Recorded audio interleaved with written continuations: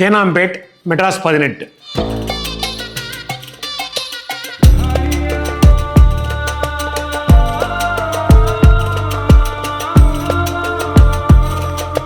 தேனாம்பேட்டை சென்னையோட முக்கியமான விலை உயர்ந்த இடங்கள்ல ஒன்று. இப்போ நம்ம பார்க்குற தேனாம்பேட்டை இதுக்கு முன்னாடி ஒரு சதுப்பு நிலமாக இருந்து நிர்வாக மையமாக மாறின பகுதி. தென்னம் ப்ளஸ் பேட்டை, தென்னை மரங்கள் நிறைஞ்ச இடங்கிறதுனால இந்த பேர் வந்ததா சொல்லப்படுது. மெட்ராஸில் ஒரு நடு பார்ட் வந்து தேனாம்பேட், அதை தாண்டி தான் நகரம் வளர்ந்துச்சு. ஸோ ஒரு கிராமம், தென்னை மரங்கள் சூழ்ந்த ஒரு கிராமம், அதனால கூட தேனாம்பேட்னு பேர் வந்திருக்கலாம். பக்கத்தில் ஒரு பெரிய ஏரி, மாம்பழம் ஏரி, காற்று சும்மா ஜில்லுன்னு இருக்கும். சின்ன கிராமம் தான். அப்புறம் சடனாக நடுவில் ஒரு பிரமாத ரோடை போடுறாங்க, மவுண்ட் ரோடு போட்டோன்னே தேனாம்பேட்டு ஒரு புத்துயிர்ப்பு இருக்கிறது. ஸோ அது வரைக்கும் ஒரு கிராமமாக இருந்தது, கொஞ்சம் அவுட் சைடு ஆக்சஸ் வர ஆரம்பிக்குது. டக்குன்னு 1921 மாம்பழம் லேக்கை மூடி டி நகர் ஃபார்ம் பண்ணிடுறாங்க. நுங்கம்பாக்கம்லேருந்து சைதாப்பேட் வரைக்கும் இந்த நீர்நிலையால் மெட்ராஸில் ஒரு வரம்பு வகுக்கப்பட்டிருந்துச்சு. 20ஆம் நூற்றாண்டோட ஆரம்பத்தில் இதிலிருந்து நீர் வெளியேற்றப்பட்டு அதுக்கு மேலே டி நகரும் தேனாம்பேட்டையோட சில பகுதிகளும் உருவாக்கப்பட்டுச்சு. ஆமாம், தேனாம்பேட்டையோட சில பகுதிகள் ஏரி மேலே கட்டப்பட்ட இடங்கள் தான். லேக்கை மூடினதில் தேனாம்பேட்டுக்கு நிறைய இடம் கிடச்சிது. தட் இஸ் மவுண்ட் ரோட ஒட்டியே இந்த ஏரி இருக்கும். அதை மண்ணை போட்டு ஃபில் பண்ணோன்னா தேனாம்பேட்டில் 2 பக்கமும் இடம் கிடைக்க ஆரம்பிச்சிச்சு. ஸோ தேனாம்பேட் வந்து நகரத்தின் மையமாக மாறியது. 1806 பிரிட்டிஷர்கள் மவுண்ட் ரோட்ல தோட்ட வீடுகள் கட்ட ஆரம்பிச்சாங்க. அதுல முதலா கட்டப்பட்ட இடம் Blacker's garden. Lieutenant colonel Valentine பிளாக்கர்ங்கிற முக்கிய ராணுவ அதிகாரியால இது கட்டப்பட்டுச்சு.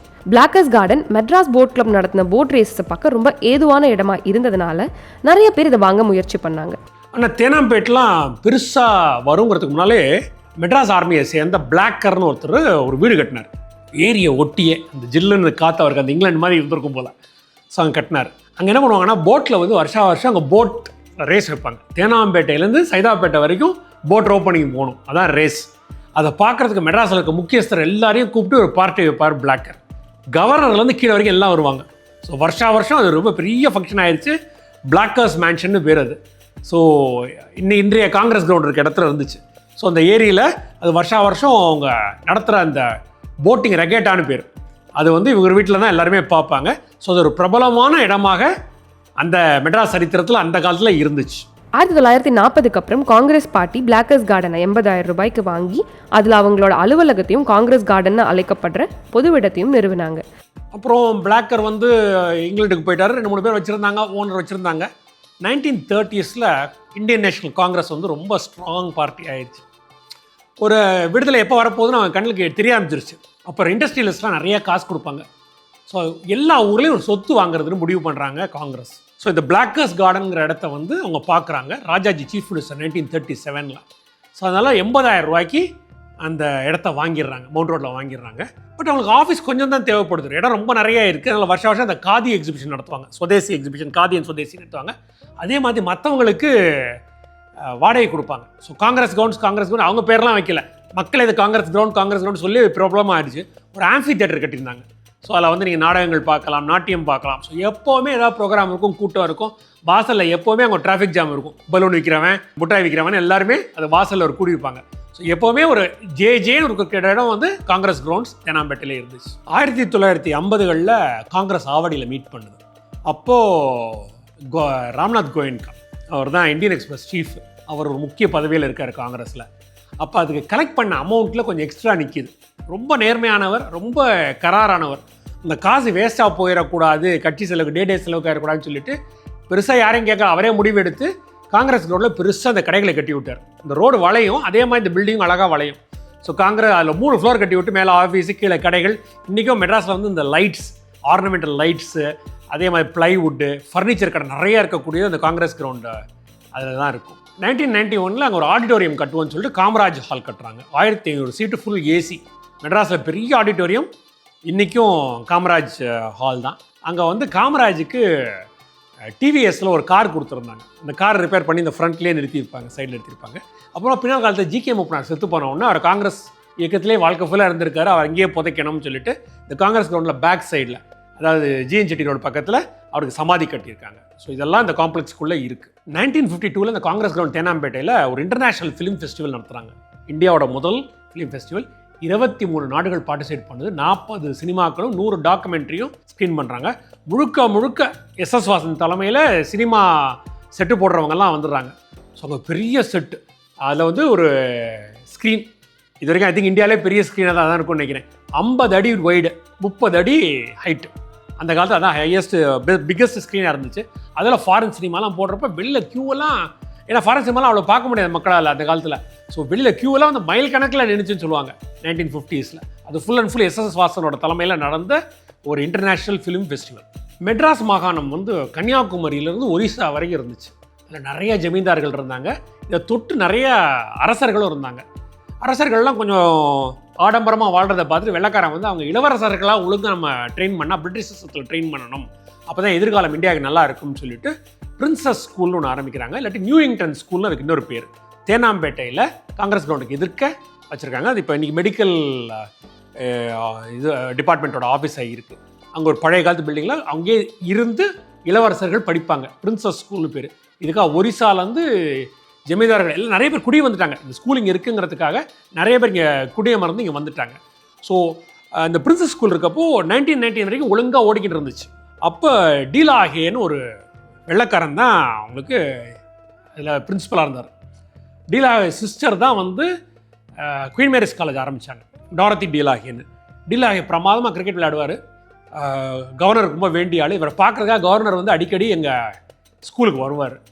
1919 ஒரு நாளைக்கு ராத்திரி டீலாஹே அவர் பெட்ரூமில் சுட்டு கொல்லப்படுகிறார். அடுத்த நாள் போலீஸ் வந்து 2 இளவரசர்களை கைது பண்ணுறாங்க. சிங்கம்பட்டி ஜமீனோட பையனையும் கடம்பூர் ஜமீனோட பையனையும் கைது பண்ணுறாங்க. அது பெரிய எதுக்காக வாத்தியாரை சுட்டு கொண்டிருக்காங்க அப்படின்னு ஒரு அரசல் புரசலாக பல பேச்சுகள் இருந்தது. வாத்தியாரோட அழகான மனைவினால கூட இருக்கலாம் அப்படின்னு ஒரு இது வந்து. ஸ்கூலில் எதுக்கு துப்பாக்கிலாம் வச்சுருந்தீங்கன்னு கேட்டால் அந்த காலத்தில் இளவரசர்களுக்கு வந்து ஒரு துப்பாக்கி கிளாஸ் இருந்திருக்கு. ஸோ அதனால் துப்பாக்கியில் வச்சுருந்துருக்காங்க. இது ஒரு பெரிய கேஸாக நடந்து அப்புறம் சுவாமிநாதன் அப்பியர் ஆகி இந்தியாவில் இருக்க எல்லா பெரிய வக்கீல்களும் அப்பியர் ஆகி கடைசியாக பம்பாயில் போய் சிங்கம்பட்டி ஜமீன் வந்து அப்ரூவராக மாறிடுறாரு.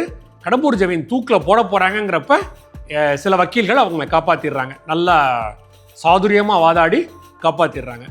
அதுக்கப்புறம் இந்த பிரின்சஸ் ஸ்கூல் வந்து வெள்ளைக்காரனுக்கே நடத்த பிடிக்கல. ஏன்னா அவன் எதுக்காக நடத்துகிறானோ அந்த ஆம்பிஷனே வேஸ்ட்டாக போயிருச்சுன்னு சொல்லிட்டு கிராஜுவலாக ஸ்கூலில் மூடிடுறாங்க. அப்புறம் மெடிக்கல் டிபார்ட்மெண்ட் அந்த பில்டிங்கை கொடுத்துட்றாங்க. மெடிக்கல் டிபார்ட்மெண்ட் ரொம்ப நாளைக்கு அந்த பில்டிங் இருந்து இப்போ தான் சமீபத்தில் இடித்து ஒரு மல்டி ஃப்ளோர் பில்டிங் ஒன்று கட்டியிருக்காங்க. உங்கள் வீடு தான் உங்களோட உலகம். நிறைய வீடுகளுக்கு சரித்திரம் இருக்கும், தனித்துவம் இருக்கும். அப்படி உங்கள் வீடு இருக்குன்னு நீங்கள் நினச்சிங்கன்னா, நாங்கள் உங்கள் வீட்டுக்கு வரணும்னு நீங்கள் நினச்சிங்கன்னா, எங்களோட இல்லம் தொடரில் பங்கேற்கணும்னு நீங்கள் நினச்சிங்கன்னா, கீழே இருக்க டிஸ்கிரிப்ஷனில் இதோட டீட்டெயில்ஸ் இருக்குது. நீங்கள் எங்களோட தொடர்பு கொள்ளுங்கள்.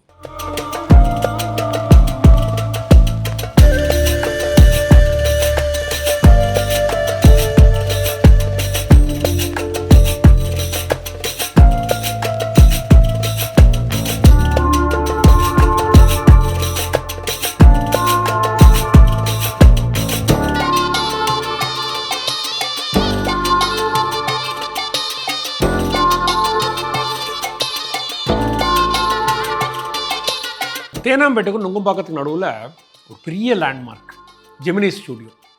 ஜெமினி ஸ்டூடியோ 1970s போயிடுச்சு. இன்னமும் அந்த இடத்த வந்து நம்ம ஜெமினி சர்க்கிள் தான் சொல்லுவாங்க. ஸோ மக்கள் வந்து ஒரு 2 தலைமுறை மாறினா கூட they want to talk about the same name. அப்படி என்ன இருந்துச்சுன்னா, முதல்ல கே சுப்பிரமணியம்னு டைரக்டர் பாலக்கோடிலாம் எடுத்தவர். அவர் சொந்தமாக ஸ்டூடியோ ப்ரொடியூசர்ஸ்லாம் சேர்ந்து ஒரு ஸ்டூடியோ ஆரம்பித்தாங்க. அதில் அவரோட கடைசி படத்தோட நெகட்டிவோட சேர்ந்து ஒரு தீயில் எரிஞ்சு போச்சு. 1939-40 இருக்கும். மொத்த ஸ்டூடியோ எரிஞ்சு போச்சு அலாங் வித் த ஃபிலிம். அவர் திவாலாக போகிறப்போ அது ஆக்ஷனுக்கு வந்துச்சு.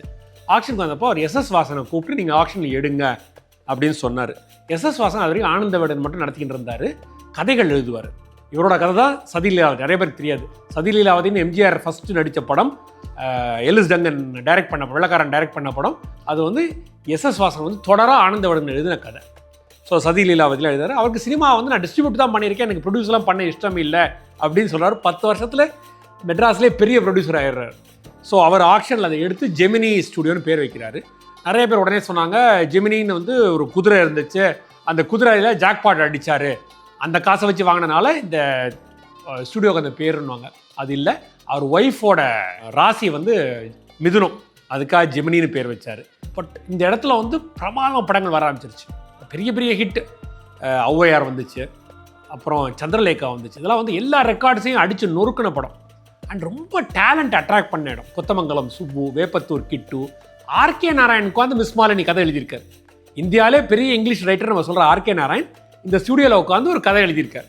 அது மிஸ் மாலினி வந்து படம் சரியாக போகலைன்ன உடனே ஜெமினியோட ஃபஸ்ட்டு படம், ஜெமினி கணேசனோட ஃபஸ்ட்டு படம், அது சரியாக போகலைன்ன உடனே அவர் வந்து பெயிண்டர் ஆஃப் சயின்ஸ் அந்த கதையை மாற்றிட்டார், இங்கிலீஷில் மாற்றி நாவலாக பண்ணார். நிறைய நாவல்கள் படமாக வரும், படம் நாவலாக வந்தது மிஸ் மாலினி தான். அது வந்து இங்கே தான் நடந்துச்சு. So Gemini was at the peak. இப்போ சந்திரலேகாவில் வந்து பாதி படத்தில் வந்து கதையை மாற்றுவார், கதையை மாற்றி கொஞ்சம் பெட்டர் ஆக்கணும், ஸ்பீடை டெம்போ ஏற்றணும்னே சொல்லுவார். ஸோ சந்திரலேகாவில் பாதியில் ஒரு சர்க்கஸ் இருந்தால் இந்த படத்தில் நல்லா இருக்கும்னு சொல்லிட்டு 2 சர்க்கஸை கொண்டு வந்து மவுண்ட் ரோட்லேயே தங்க வச்சுட்டார். அதில் ஒரு சர்க்கஸ் வந்து பரசுராம் சர்க்கஸுங்கிறது தான் அவங்க பேரை ஜெமினி சர்க்கஸ்னு மாற்றிக்கிட்டாங்க ஃப்யூச்சரில். அதே மாதிரி ஔவையாரில் வந்து ஒரு பெருசாக கார்ட்போர்டில் ஒரு கோட்டை இருக்கும், அந்த கோட்டையை வந்து தகர்த்தணும், ஒரு யானை வந்து தகர்த்தும், பிள்ளையார் வந்து யானையை வந்து தகர்த்துற மாதிரி ஒரு கதை. அப்போ வந்து மைசூர்லேருந்து அந்தமானுக்கு ஒரு 20 யானை வந்திருக்கு அப்படின்னு ஒரு கேள்விப்பட்டோன்னே டக்குன்னு ஒரு ஹார்பரில் போய் ஒரு ரேட்டு பேசி இந்த 20 யானையும் கூட்டியாந்து விபூதி பட்டை அடைஞ்சு இந்த 20 யானை தாக்குற மாதிரி ஒரு சீன். எதுவுமே பிரம்மாண்டமாக இருக்கணும் வாசனுக்கு. அதே மாதிரி ஹிந்தி படம்லாம் எடுப்பார். இன்சானியத்தில் வந்து ஒரு டெம்போ 10 ஒரு குட்டி குரங்க அமெரிக்காலேருந்து கொண்டு வந்து 17,000 ரூபா மாதம் வாடகை கொடுத்து அந்த குரங்கு கூட்டிட்டு வந்து ஜிப்பின்னு அதை வச்சு படம் எடுத்தார். அந்த காலத்தில் மெட்ராஸுக்கு வர முக்கியஸ்தர்கள் எல்லாரும் பார்க்க விரும்புவது ஜெமினி ஸ்டுடியோவை. சௌவென்லை வராரு, சீனத்து பிரதமர் வராரு. யாரை கூட்டிட்டு வராருன்னா பின்னால் காலத்தில் அவருக்கு எதிரியார தலைலாமாவை கூட்டிட்டு வர்றாரு. அப்போ 2 பேரும் எதிரியா இல்லை, தலைலாமாவை கூட 2 பேரும் வந்து இங்கே ஷூட்டிங் பார்க்குறாங்க. பத்மினி நடிக்கிறது ஒரு ராஜா காலத்து படத்தை பார்த்துட்டு ஷூட்டிங் பார்க்குறாரு சௌவென்லை. ஸோ ஜெமினி ஸ்டுடியோ வந்து எப்படி மாறிச்சு, இவ்வளோ பிரமாதமானது எப்படி இறங்குச்சுன்னா எம்ஜிஆர் சிவாஜி போன்ற நடிகர்கள் ரொம்ப உயர்ந்துட்டாங்க. இப்போ ஜெமினி வாசன் பிரசன்ட்ஸ்னு படத்தில் போடுறதுக்கு பதிலாக எம்ஜிஆர் பிரசன்ட் சிவாஜி பிரசன்ட் வர ஆரம்பிச்சிருச்சு. இந்த ஆக்டர் சென்ட்ரிக்காக போனோன்னு படம் ஒரு ஸ்டூடியோக்களுக்கு பெரிய ஒரு வேல்யூ இல்லாமல் போச்சு. ஸ்லோவாக ஜெமினி தான் ஃபஸ்ட்டு கலர் லேப்லாம் வச்சாங்க, பட் ஸ்லோவாக 70s ஒன்றுமே இல்லாமல் போய் ஸ்டூடியோ கடைசியாக விற்கிற மாதிரி வந்துருச்சு. இன்றைக்கி இருக்க தேனாம்பேட்டில் முக்கால்வாசி வந்து மாம்பழம் லேக் தண்ணி இருந்துச்சு. அது வருஷம் ஓவர்ஃப்ளோ ஆகும். கூவம் ஓவர்ஃப்ளோ இருப்போ அந்த வாட்டர் ஃபுல்லாக டைவர்ட் ஆகி இதுக்குள்ளே வந்துடும். இதோட ஓவர்ஃப்ளோ வந்து அடையார் ரிவருக்கு போகும். அதே மாதிரி 4-5 சேனலில் போகும். ஒரு முக்கியமான சேனல் வந்து இன்றைக்கி பாரதிதாசன் ரோடு நம்ம சொல்கிறோம், SIT காலேஜ் இருக்க ரோடு, அது வழியாக வந்து கபாலி கோயில் குளம் வரைக்கும் போச்சு. ஸோ அந்த லேக் ட்ரை ஆன உடனே இந்த சேனலையும் ஃபில் பண்ணிவிட்டு ஹவுசிங் போர்டில் பிளாட்ஸ் போட்டாங்க. இந்த ரோட்டில் ஒரு முக்கியமான சரித்திரம் படைக்கக்கூடிய ஒரு காலேஜ்னு பார்த்தீங்கன்னா SIT, south Indian education trust. இன்றைக்கி வந்து ஜஸ்டிஸ் பஷீர் காலேஜ்னு பேர். பஷீர் தான் ஆரம்பிக்கிறார். சவுத் இந்தியன் எஜுகேஷன் சொசைட்டி வந்து முஸ்லீம்கள் பின்தங்கிடக்கூடாது படிக்கணுங்கிறதுக்காக நியூ காலேஜ் ஆரம்பிக்கிறாங்க. அதே மாதிரி SIT கேர்ள்ஸ் காலேஜ் ஆரம்பிக்கிறாங்க. 90% ஆஃப் முஸ்லீம் கேர்ள்ஸ் மெட்ராஸில் படித்தது அந்த இன்ஃப்ளூயன்ஸ்லாம் இருக்கலாம். இந்த முதல்ல அவங்க மதர் படிச்சிருந்துருக்கலாம் SITயில். ஒரு எஜுகேஷன் இன் முஸ்லீம் விமென் ரொம்ப இந்த நாட்டில் வேறு எங்கேயுமே இல்லாமல் மெட்ராஸில் ஜாஸ்தியாக இருக்கிறது SIT காலேஜ் வந்து ஒரு பெரிய ஒரு ட்ரிகர். அதை வச்சு தான் ரொம்ப விமென் படித்தாங்க. மற்ற காலேஜில் அப்புறம் டாக்டர்ஸ் ஆனாங்க, மற்ற காலேஜிலும் போனாங்க. இந்த ஒரு education for women in Muslim community impose பண்ணது SIT தான் நிச்சயம். உங்கள் வீடு தான் உங்களோட உலகம்.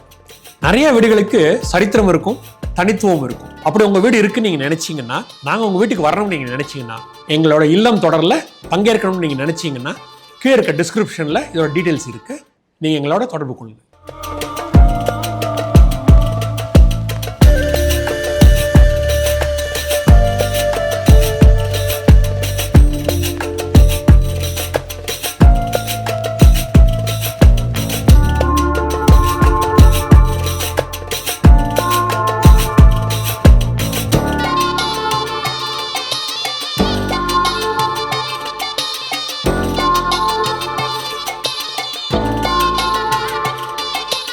தேனாம்பேட்டையில் திராவிட முன்னேற்ற கழகத்தோட தலைமை அலுவலகம் இருக்குது. 1970 வரைக்கும் எல்லா கட்சிகளும் ஓமந்தூரார் எஸ்டேட்டுக்குள்ளேயே, தட் இஸ் கவர்மெண்ட் எஸ்டேட்டுக்குள்ளே தான் ஆஃபீஸ் வச்சுருப்பாங்க. எம்ஜிஆர் வந்ததுக்கப்புறம் ஏதோ ஒரு கார் பார்க்கில் டிஎம்கே கார் கொடியோட கார் நின்னதை பார்த்துட்டு அவர் கோவப்பட்டு எல்லாரையும் வெக்கேட் பண்ணணும்னு சொல்லிடுறாரு. எல்லா கட்சிகளும் வெளியில் வந்துடணும்னு சொல்கிறாரு. டிஎம்கே அவசரமாக இடம் தேடுறாங்க. அவங்கள்ட்ட ஏற்கனவே தேனாம்பேட்டில் ஒரு குட்டி அன்பகம்னு ஒன்று இருக்குது. இன்றைக்கி அவங்க யூத் விங் இருக்குது. ஒரு கண்ணகி சிலை கூட இருக்கும். மெயின் கண்ணகி சிலை எடுத்த உடனே அவங்க ஒரு ப்ரைவேட் நாங்கள் கண்ணகி சிலையை வச்சுக்கிறோம் அப்படின்னு ஜெயலலிதாவுக்கு எதிராக ஒரு சிலையை வச்சுக்கினாங்க. அது அன்பகம் இருக்குது. அது ரொம்ப தள்ளி இருந்தாலும் யாரும் யூஸ் பண்ணலை. ஒரு புது இடம் தேடினாங்க.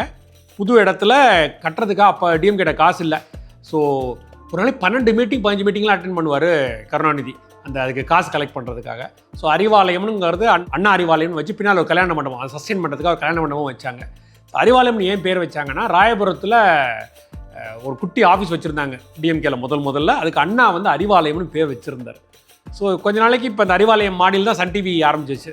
சன் டிவி ரொம்ப நாளைக்கு அங்கே தான் இருந்துச்சு. ஒரு ரெவல்யூஷன் இன் மீடியான்னு சொல்லணும். சேட்டலைட் டெலிவிஷன் மெட்ராஸில் வந்து தேனாம்பேட்டில் தான் ஆரம்பிச்சு. சன் டிவி மாடியில் அறிவாலயம் மாடியில் தான் சன் டிவி ஆரம்பிச்சது. ஸோ முக்கியமான டிசிஷன்ஸ், அவங்க கட்சி தேர்தலுக்கு கேண்டிடேட் செலெக்ஷன் எல்லாமே அறிவாலயத்தில் நடந்திருக்கும். ஸோ இன்றைக்கும் Arivalayam is a very important place in Tamil Nadu politics. அது வந்து தேனாம்பேட்டில் மையத்தில் இருக்குது. வாடகை ஆஃபீஸில் இருக்க வேண்டாம், சொந்தமாக அவங்களுக்கு தனியாக ஆஃபீஸ் வைக்கணும்னு சொல்லிட்டு இந்த 5 ஏக்கர் வாங்குறாங்க. 5 ஏக்கர் வாங்கிட்டு திறக்கிற அன்னைக்கு அண்ணாதுரையோட சம்சாரம் ராணி அண்ணாதுரை வந்து திறக்கிற அன்னைக்கு, அவங்க திறக்கிற அன்னைக்கு அவங்க பக்கத்தில் நிற்கிறாங்க.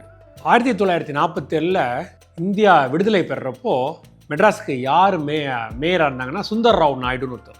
அவர் சினிமாவிலையும் சம்மந்தப்பட்ட 1941 சன் தியேட்டர்னு ஒரு தியேட்டர் கட்டியிருந்தார். பின்னால் சன் டிவியும் இந்த ரோடில் வரும். சன் தியேட்டர்னு ஒரு முக்கோணமான plot, that is GNGT road 2ஆக பிரிகிற இடத்துல ஒரு முக்கோணமான பிளாட்டில், முக்கோணங்கிறது ஒரு தியேட்டருக்கு ஐடியல் ப்ரொஜெக்ஷன் ரூம் கம் ஸ்க்ரீனுக்கு ஐடியலான ஷேப்பு. ஸோ முக்கோணமான தியேட்டர் கட்டுறாரு. அந்த காலத்தில் சன்னு எல்லோரும் நினச்சாங்க வெள்ளைக்காரன் தியேட்டர் மாதிரி பேர் வச்சிருக்காருன்னு. அவர் பேரில் தான் முதல் 3 லெட்டர் அவர் வச்சார். அதே மாதிரி அவர் தம்பி ஒரு தியேட்டர் கட்டினார், வேணுகோபால்னு ஒரு பேர், அவர் வீனஸ்னு ஒரு பேர் வச்சார். அதே ஹேபிட்டில் இது வந்து உங்களுக்கு தியேட்டராகவும் இருக்கும், சினிமா தியேட்டராகவும் இருக்கும், ஸ்டேஜாகவும் இருக்கும். ஸோ தியாகராஜ பாகவதர்லாம் அங்கே வந்து பவளக்குடி நாடகங்கள் ரொம்ப நாளைக்கு நடத்தியிருக்காரு. காலத்தின் கட்டாயத்தில் மாற்ற வேண்டியதாக போச்சு. ஏன்னா மற்ற தியேட்டர் எல்லாமே உங்களுக்கு மவுண்ட் ரோடில் நடுவில் மாட்டிக்கிச்சு. இது மட்டும் தனியாக தேனாம்பேட்டில் இருந்துச்சு, சன் தியேட்டர். ஸோ அதை வந்து சன் காம்ப்ளெக்ஸ்னு தனியாக ஒரு பில்டிங் கட்டிட்டாங்க, ஒரு முக்கோணத்துலேயே ஒரு பில்டிங் கட்டிட்டாங்க. ஆனால் இன்றைக்கி அந்த பக்கத்தில் இருக்க பஸ் ஸ்டாண்டுக்கெலாம் சன் தியேட்டர் பஸ் ஸ்டாண்டு தான் சொல்லுவாங்க. தேனாம்பேட்டில் நிறையா கோயில்கள் இருக்கும், பழைய கோயில் புது கோயில்கள் எல்லாமே இருக்கும். ஒரு 500 வருஷத்துக்கு முன்னால் கட்டப்பட்ட ராமலிங்கேஸ்வரர் கோயில் எல்டாம்ஸ் ரோடில் இருந்துச்சு. அப்புறம் என்னமோ நடுவில் வந்து ஒரு முருகன் சிலை வச்சோன்னா அது முருகன் கோயிலாக மாறிடுச்சு. இப்போ வந்து பாலசுப்ரமணியர் கோயில்னு சொல்கிறாங்க. பிரம்மசாஸ்தா சிலையும் இருக்கும், ரொம்ப ஒரு ரேர் டெம்பிள். அந்த அப்படியே அந்த அசில் அண்ட் பசில் ஆஃப் எல்டாம்ஸ் ரோடு நடுவில், அந்த மார்க்கெட் நடுவில் இருக்கும். பாலசுப்ரமணியன் தான் மெயின் சாமி. அவரை தவிர மற்ற எல்லா சிலைகளும் பச்சைக்கல், மயில் முதற்கொண்டு பச்சைக்கல். ஒரு வள்ளி தேவானை, வள்ளி கையை பிடிச்சிருக்க மாதிரி முருகன் இருக்கும், அதாவது திருமண ஸ்தலம்னு சொல்லுவாங்க, அதுவும் பச்சைக்கல். மெயின் சாமி வந்து பாலசுப்ரமணியர். மற்ற இதர தெய்வங்கள் நிறையா இருக்கும். பெரிய கோயில், அவ்வளோ நேரோ ரோட்டில் இவ்வளோ பெரிய கோயில் இருக்கான்னு நமக்கு அதிசயமாக இருக்கும். பழைய காலத்து கோயில் இன்றைக்கி ரொம்ப மாடர்ன் அடாப்ட் ஆகி பெரிய ராஜகோபுரம் கட்டி ரொம்ப விசேஷமாக எல்லா திருவிழாக்கள் எல்லா இதுவுமே நல்லா சிறப்பாக நடக்கும். அது மையத்தில் அமைஞ்சதாலோ என்னவோ தேனாம்பேட் வந்து is representative of the entire city. ஒரு ஸ்லைஸ் ஆஃப் த சிட்டி மாதிரி எல்லாம் பார்க்கலாம். புதுசு பழசு, நியூ டெக்னாலஜி, ஓல்டு டெக்னாலஜி, அப்படியே மெட்ராஸோட ஒரு ஸ்மால் ஒரு ஒரு ஒரு மினியேச்சர்னு சொல்லலாம் தேனாம்பேட்.